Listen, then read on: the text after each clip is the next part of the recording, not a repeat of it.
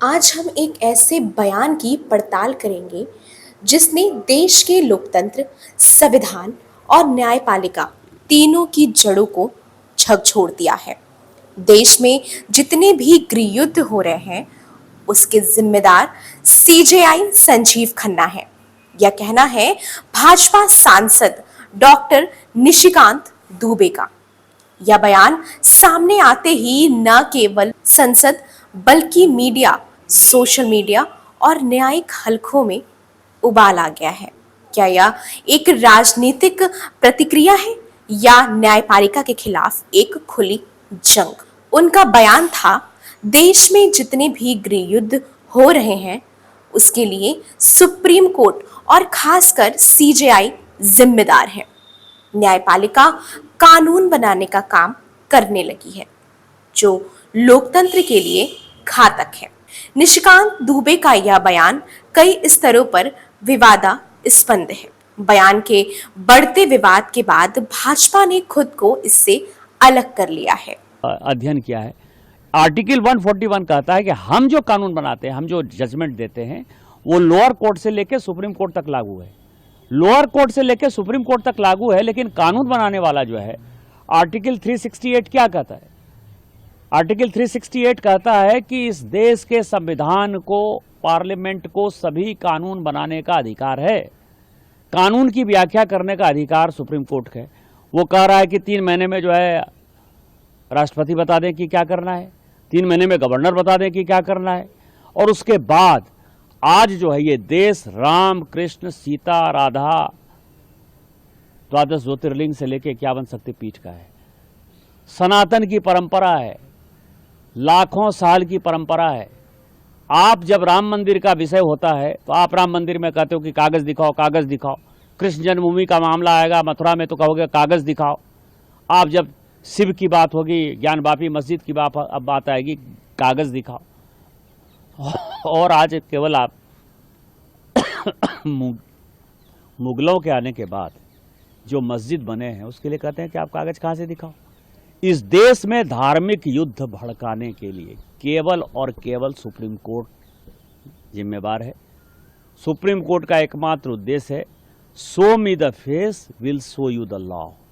Supreme court अपनी सीमा से बाहर जा रहा है। सुप्रीम कोर्ट की सीमा यह है कि भारत का संविधान जिस कानून को बनाया उस कानून की उसको व्याख्या करनी है, और यदि वो व्याख्या नहीं कर सकती है और सब कुछ के लिए सुप्रीम कोर्ट जाना है तो इस संसद का कोई मतलब नहीं है, विधानसभा का कोई मतलब नहीं है, उसको बंद कर देना चाहिए। भाजपा अध्यक्ष जेपी नड्डा ने सोशल मीडिया प्लेटफॉर्म पर निशिकांत दुबे के बयानों को लेकर कहा, भाजपा सांसद निशिकांत दुबे और दिनेश शर्मा का न्यायपालिका एवं देश के चीफ जस्टिस पर दिए गए बयान से भारतीय जनता पार्टी का कोई लेना देना नहीं है। यह इनका व्यक्तिगत बयान है, लेकिन भाजपा ऐसे बयानों से न तो कोई इत्तेफाक रखती है और न ही कभी भी ऐसे बयानों का समर्थन करती है।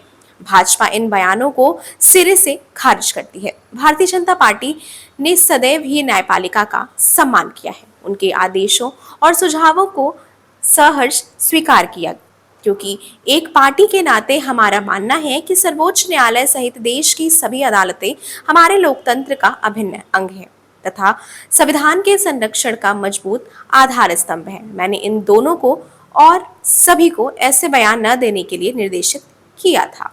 गृहयुद्ध जैसे शब्द न केवल संवेदनशील हैं, बल्कि देश की आंतरिक शांति, संघीय ढांचे और कानून व्यवस्था पर प्रश्न चिन्ह खड़ा करता है।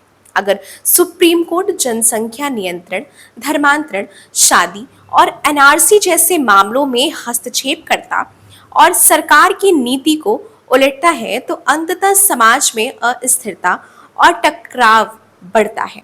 यही गृह युद्ध है। बीते कुछ वर्षों में सुप्रीम कोर्ट ने कई ऐसे अहम फैसले दिए हैं जिसमें सरकार की नीतियों को पलटा गया है, संवैधानिक मूल सर्वोपरि रखे गए। मसलन सीएए, एनआरसी से जुड़ी याचिकाओं पर सुनवाई, चुनाव आयोग की नियुक्ति में न्यायिक निगरानी, अयोध्या, 3 तलाक, हिजाब, शरणार्थी मुद्दे और हाल में ही संविधान की मूल संरचना पर टिप्पणियां। निशिकांत दुबे ने मुख्य न्यायाधीश जस्टिस संजीव खन्ना का नाम लेकर कहा कि उनके नेतृत्व में सुप्रीम कोर्ट राजनीतिक एजेंडे चला रहा है। Hashtag CJI versus MP, hashtag Nishikant Dubey, hashtag save judiciary और हैशटैग जुडिशियल अटैक जैसे हैशटैग ट्रेंड करने लगे हैं। कोई कह रहा है कि लोकतंत्र खतरे में है जब सांसद न्यायपालिका को दोषी ठहराए। कुछ लोगों का यह भी कहना है कि सुप्रीम कोर्ट जनता के अधिकारों की रक्षा कर रही है। इसे गृहयुद्ध कहना निंदनीय है। क्या CJI को भी अब सियासी टारगेट बनाया जाएगा?